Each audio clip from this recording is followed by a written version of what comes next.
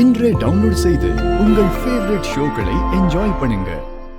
அவனை திரும்பவும் ஒரு ட்ராப்ல மாட்ட வைக்கிறது அவ்வளவு ஈஸி கிடையாது.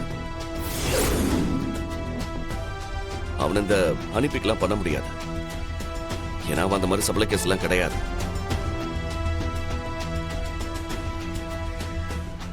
அவனை ஒரு ட்ராப்ல சிக்க வைக்கிறதுக்கு என்னெல்லாம் பண்ணணுமோ அதெல்லாமே பண்ணி பார்த்துட்டேன். அவனை வச்சு நான் பெரிய ரிசர்ச்சே பண்ணிருக்கேன். அவனை எந்த விதத்திலையும் என்னால சிக்க வைக்கவே முடியல. ஆனா நீ அசால்ட்டா அதை பண்ணிட்ட.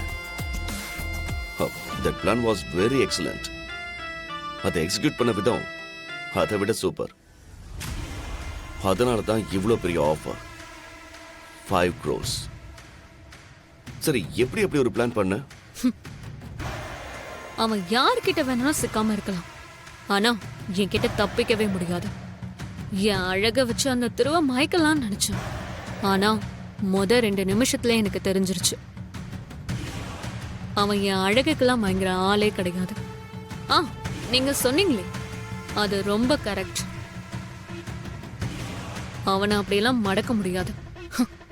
அதுக்காக தான் நான் பிளான் பியோட போயிருந்தேன். அதுதான் நான் அவன் மேல போட்ட அபாண்டமான போய்.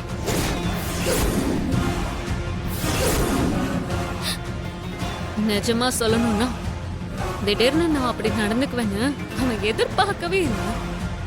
அதனால அவனுக்கு எப்படி ரியாக்ட் பண்ணணும்னே தெரியல. அது எனக்கு ரொம்ப வசதியா போச்சு.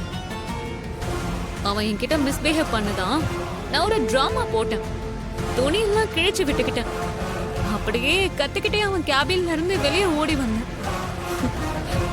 அழுது ஆர்ப்பாட்டம் பண்ண.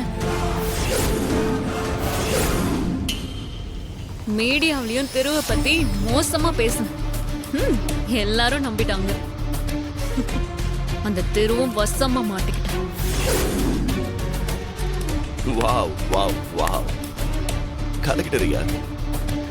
யாரை எப்படி அடிக்கணும்னு உனக்கு தெரிஞ்சிருக்கு. இனிமேல் திரும்ப யாராலையும் காப்பாற்ற முடியாது.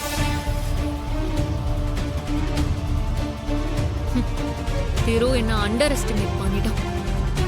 அவ்வளோ ஏன், நீங்களும் என்ன ரொம்ப அண்டர் எஸ்டிமேட் பண்ணிட்டீங்க.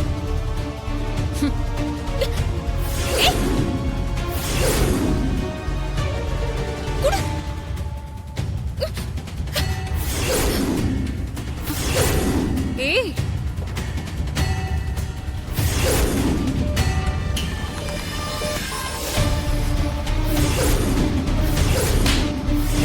நீ திரு ஆபீஸ்ல வச்சு என்ன அடிச்சவ தானே?